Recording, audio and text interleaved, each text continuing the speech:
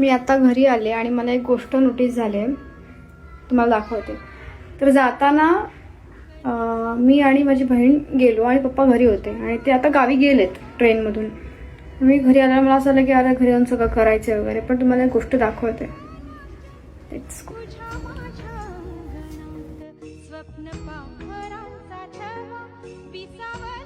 पप्पा लिटरली सगळं आवरून गेलेत. सगळा कट्टा साफ आहे, भांडी नाही आहेत घासायला.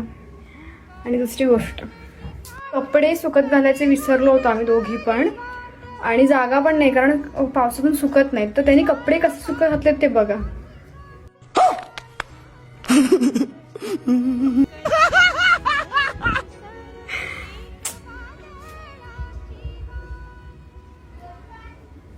Best feeling.